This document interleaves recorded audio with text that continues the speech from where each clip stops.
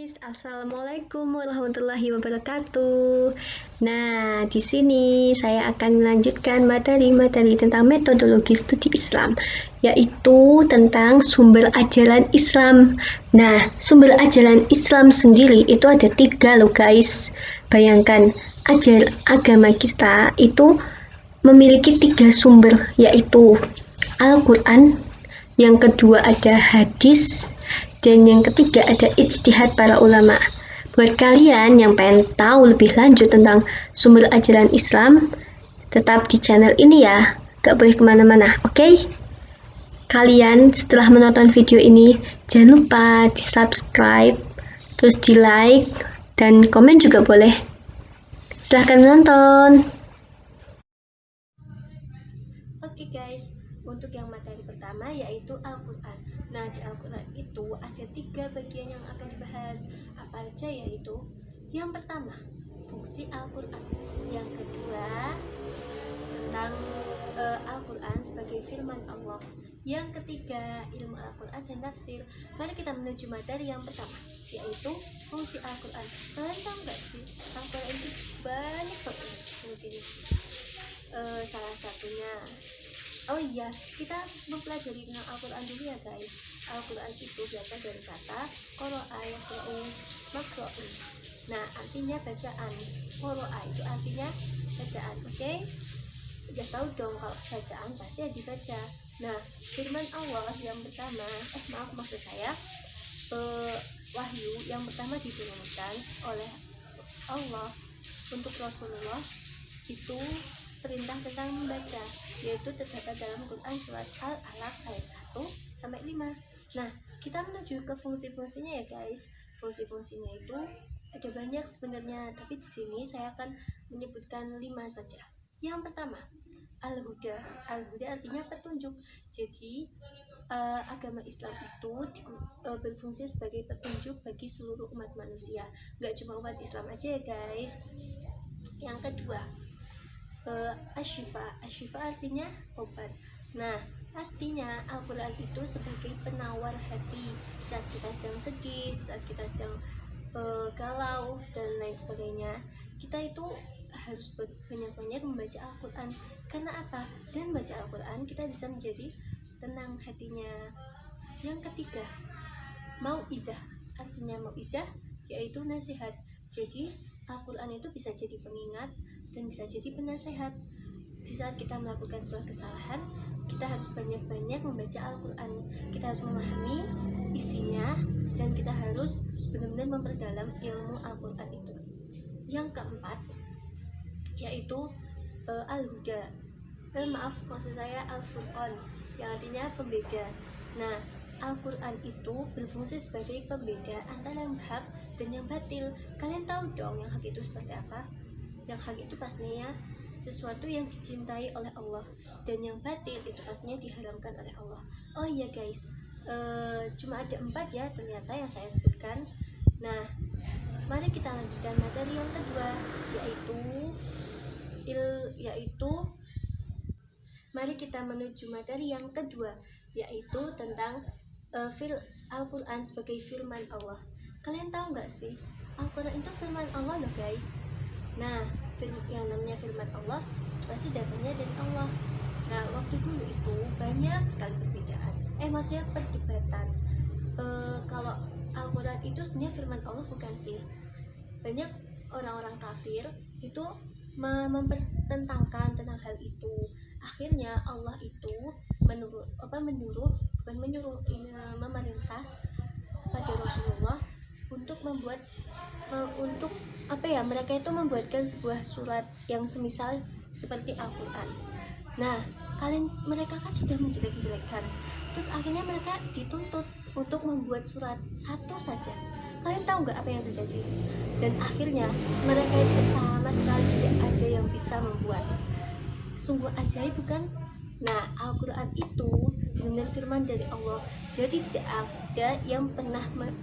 ada yang bisa menandingi firman yang telah Allah turunkan kepada Nabi Muhammad.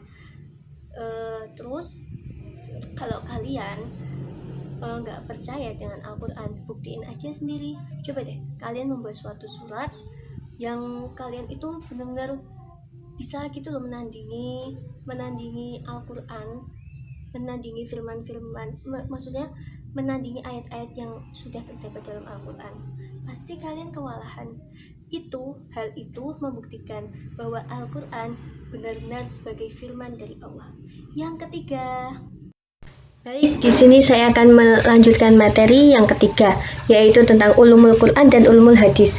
Nah, kalian tahu nggak sih ulumul Quran sama ulumul hadis itu apa? Pastinya kalau ulumul Quran itu tentang Al-Quran, kalau hadis yang mempelajari hadis. Dilihat dari sejarah dan proses pewahyuan Al-Quran. Al-Quran sendiri diturunkan oleh Allah tidak secara langsung, guys. Kalian paham nggak sih? Kenapa kok maksudnya kalian tuh pernah berpikir nggak sih kenapa kok Al-Quran gak diturunkan secara langsung aja, maksudnya langsung satu Al-Quran gitu. Nah, di sini mukjizat Allah itu mukjizat Allah untuk manusia itu sangat luar biasa. Allah itu ingin menjadikan makhluknya lebih paham tentang arti yang diturunkan oleh Al-Quran. Jadi biar hambanya itu lebih memahami tentang Al-Quran itu sendiri. Nah, Al-Quran itu dibagi menjadi 2 periode. Yang pertama, periode Makkiyah. Namanya periode Makkiyah itu pasti kisah tentang Nabi Muhammad yang masih berada di Mekah, dan wahyu itu kemudian turun, dan itu berlangsung selama 10 tahun. Dan yang kedua itu periode Madinah, yang namanya Madinah atau Madaniyah itu pasti setelah Nabi hijrah. Ya, Nabi hijrah hijrah ke Madinah, dan disitulah proses Al-Quran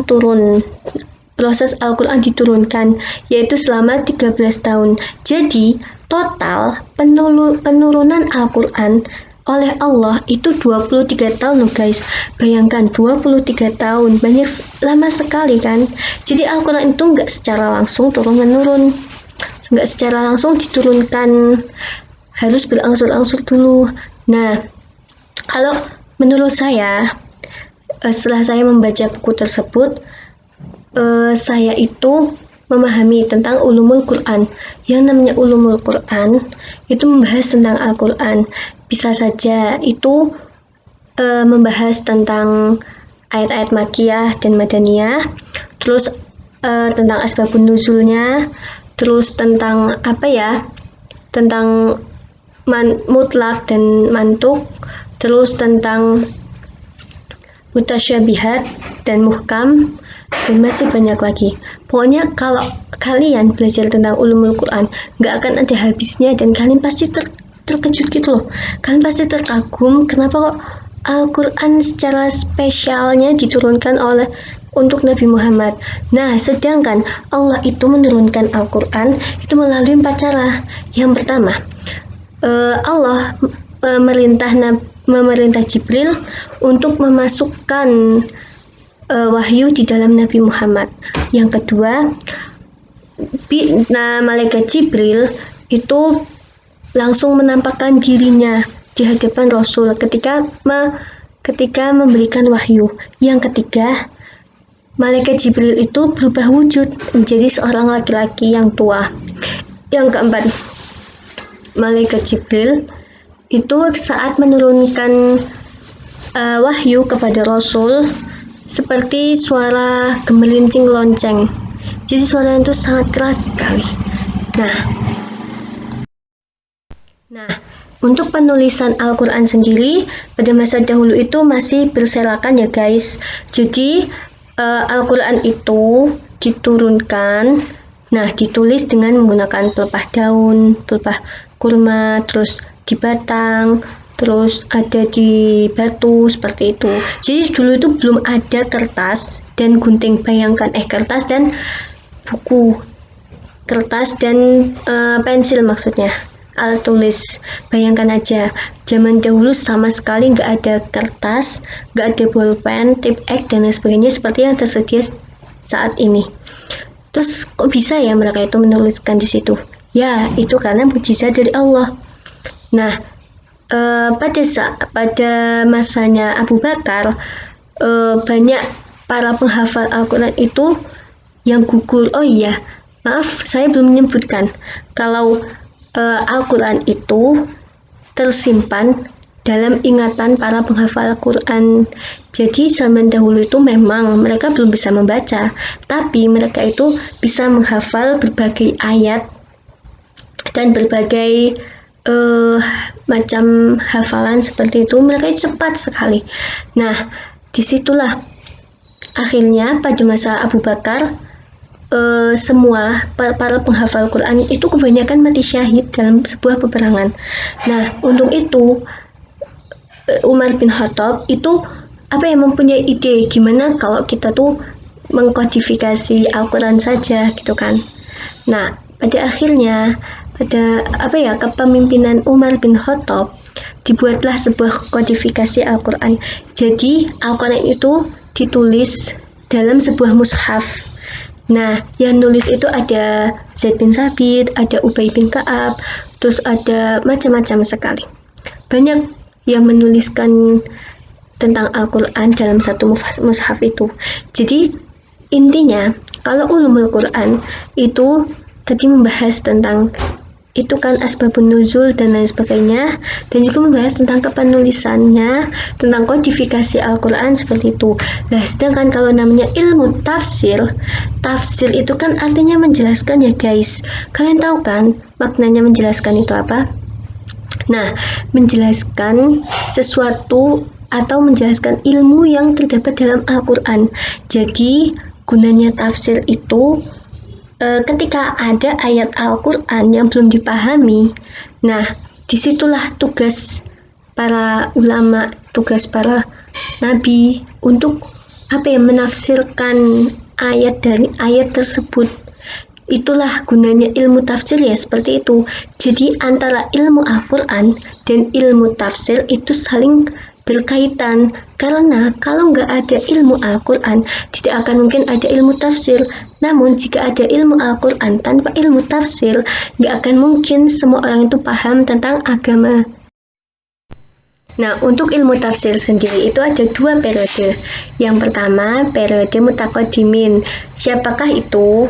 Ya, ada Rasulullah, ada para sahabat dan para tabi'in. Nah, untuk yang kedua itu kan mutakharrijin. Mutakharrijin itu artinya setelah masa tabi'in.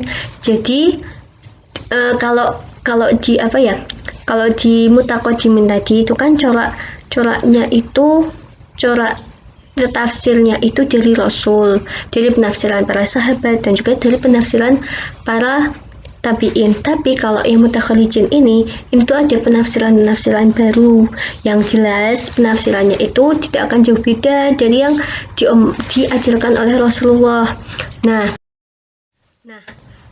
kalian mau tahu nggak apa itu corak-corak ilmu tafsir? Nah, untuk corak-corak ilmu tafsir yang periode kedua itu ada 6. Yang pertama, corak kebahasaan. Yang kedua, corak tafsir yang bahasanya menitik beratkan pada kisah-kisah umat terdahulu. Yang ketiga, corak tafsir yang menafsirkan Al-Quran yang berhubungan dengan sifat-sifat Allah, seperti tafsir mafati al-ghaib. Nah, untuk yang keempat itu ada corak fikih dan hukum. Yang kelima ada corak tafsir corak ghaib. Kalau yang gharib, maaf maksud saya gharib ya. Untuk yang gharib itu jarang dipakai karena itu kurang seperti itu loh. Terus untuk yang ke-6 terakhir itu corak tafsir yang menafsirkan ayat-ayat yang berhubungan dengan sifat-sifat Allah. Oke, mari kita menuju materi yang ketiga, yaitu ilmu hadis. Nah, untuk ilmu hadis sendiri itu hanya ada tiga yang akan saya bahas. Yang pertama tentang hal-hal yang berkaitan istilah-istilah yang berkaitan dengan hadis. Yang kedua, fungsi hadis, dan yang ketiga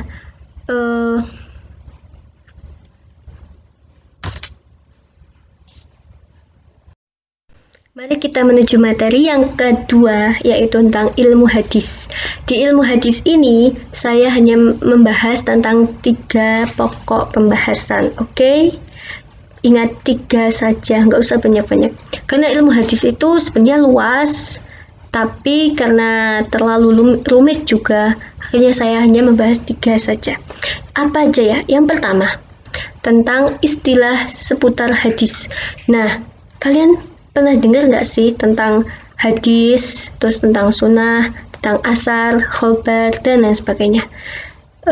Menurut kalian itu sama atau beda? Ya, pasti ada yang bilang sama, ada juga yang bilang berbeda. Jadi seperti ini, kalau hadis itu kan segala sesuatu perbuatan, perkataan, terus takril atau penetapan, dan pemikiran dari Rasul. Nah, itu yang dinamakan hadis.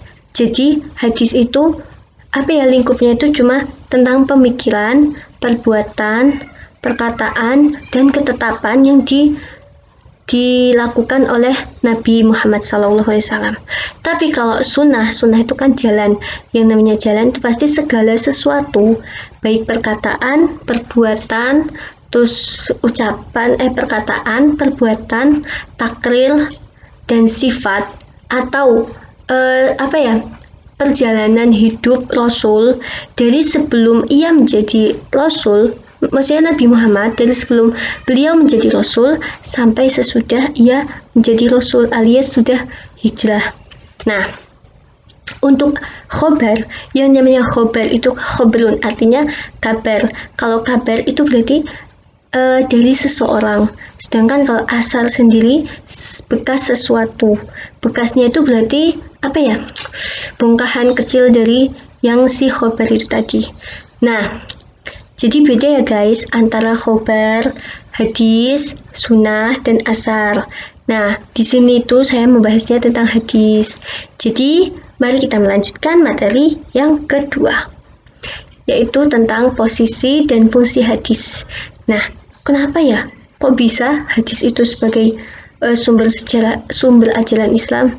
Yaps, betul sekali. Karena setelah Al-Quran, hadis itu sebagai penjelas dari ayat-ayat Al-Quran.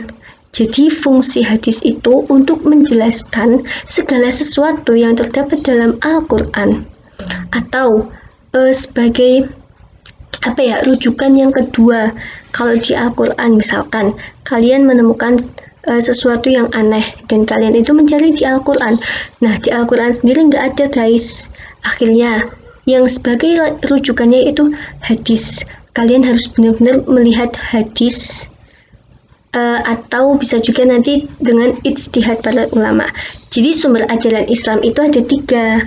Yang pertama Al-Quran, yang kedua hadis, dan yang terakhir ijtihad para ulama.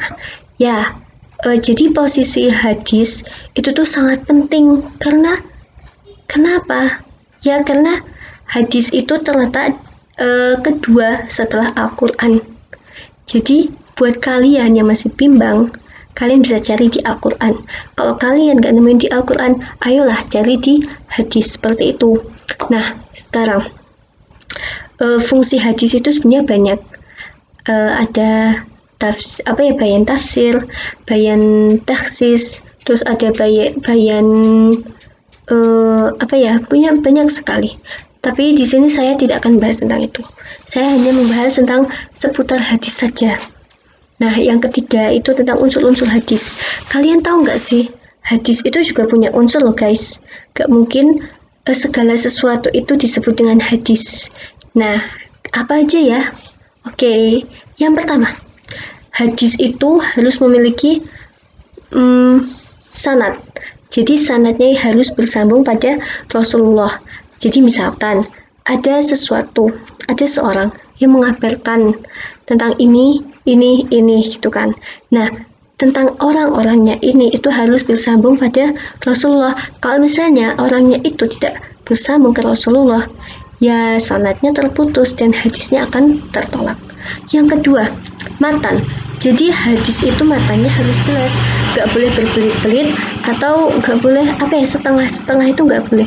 Jadi harus benar-benar sama terhadap apa yang dikatakan oleh Rasulullah. Yang ketiga itu rawi. Nah, rawi itu apa sih? Oke, rawi itu orang yang meriwayatkan hadis. Jadi syarat rawi itu kan banyak ya. Misalnya kayak dobit atau kuat hafalannya, terus dia itu harus alim, dia itu harus paham agama, terus dia itu tidak memiliki kecacatan sama sekali di hadapan masyarakat. Pokoknya kalau kalian pengen jadi rawi itu harus benar-benar ekstra benar-benar prihatin gitu loh. Karena untuk menjadi seorang rawi itu sangat sulit. Itu berhubungan dengan agama, berhubungan dengan ajaran Islam. Jadi buat kalian yang pengen jadi rawi, kalian harus banyak belajar untuk meningkatkan kemampuan hafalan kalian, terus untuk meningkatkan ilmu-ilmu kalian, seperti itu. Mari kita menuju materi yang ketiga atau yang terakhir, yaitu ijtihad.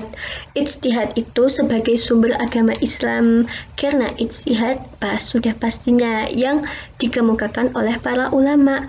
Ijtihad sendiri artinya pendapat dari para ulama yang sudah mempelajari ilmu Al-Quran dan hadis sejak dahulu.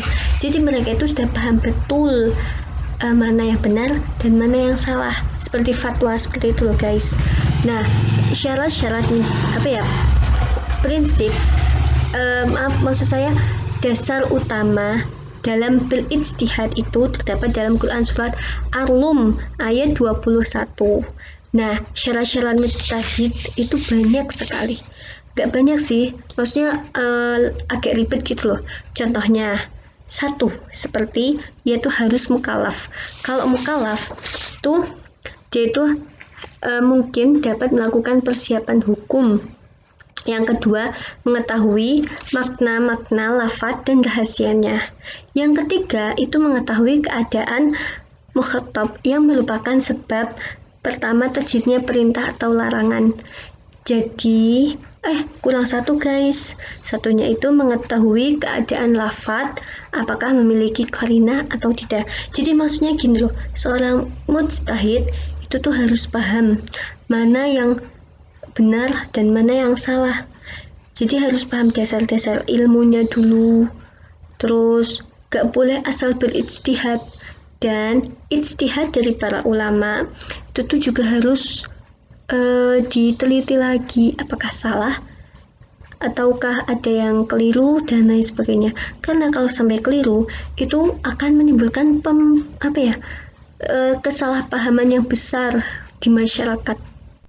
Baik, untuk yang ketiga itu tentang yang keempat itu tentang lapangan ijtihad. Nah, lapangan ijtihad itu ada dua. Yang pertama itu tentang sesuatu yang tidak dijelaskan sama sekali dalam Al-Quran dan hadis. Jadi ketika para ulama atau ketika kita menemukan segala sesuatu dan itu tidak terdapat dalam Al-Quran dan hadis, kita boleh meminta fatwa atau meminta ijtihad dari para ulama. Yang kedua itu sesuatu yang ditetapkan berdasarkan dalil zonni, al-subat wal dolalah atau salah satunya. Jadi kalau ini tuh sesuatu yang ditetapkan berdasarkan dalil, boleh itu. Oke, yang selanjutnya yaitu hukum berijtihad. Hukum berijtihad itu ada 4. Yang pertama wajib. Wajib itu ketika ia telah mengetahui tentang hukum tersebut, tapi ia tidak memberikan fatwa. Nah, disitulah ia itu menjadi wajib untuk berijtihad. Yang kedua, itu bisa jadi haram ketika sudah ada di dalam Al-Quran dan hadis, tetapi dia masih mau berijtihad. Yang ketiga, bisa menjadi sunnah ketika belum terjadi peristiwa tersebut. Yang keempat, seorang muslim yang memenuhi kriteria untuk berijtihad kriteria mujtahid dan ia tuh dimintai ijtihadnya atas suatu peristiwa. Nah, itu bisa jadi wajib. Oke, yang terakhir itu kita akan membahas tentang baik untuk materi yang terakhir yaitu tentang sumber dinamika ijtihad. Nah, dilihat dari fungsinya, ijtihad itu berperan sebagai penyalur kreativitas pribadi atau kelompok dalam merespons suatu peristiwa. Jadi itu bisa untuk memberikan kreativitas berupa pendapat tentang suatu peristiwa. Nah, yang kedua itu bisa menjadi tafsiran. Di samping itu, ijtihad juga memberikan tafsiran kembali atas perundang-undangan yang sifatnya insidental. Seperti itu. Terus ijtihad itu juga berperan terhadap dalil-dalil yang zonat. Intinya dalil-dalil tentang dalam rangka menyelesaikan persoalan kehidupan manusia yang senantiasa berubah dalam masa ke masa.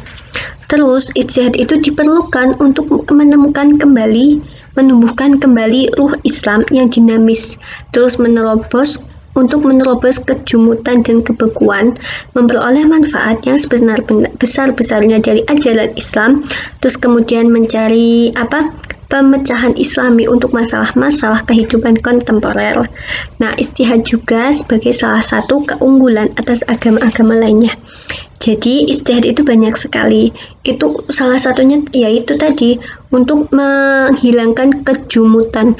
Kejumutan itu kan sifat pikiran beku manusia. Agar pikirannya itu nggak beku. Makanya ijtihad itu diperlukan dalam mengarungi kehidupan ini. Baik, cukup sekian dan terima kasih telah menonton. Kurang lebihnya mohon maaf. Wabillahi taufiq wal hidayah. Wassalamualaikum warahmatullahi wabarakatuh.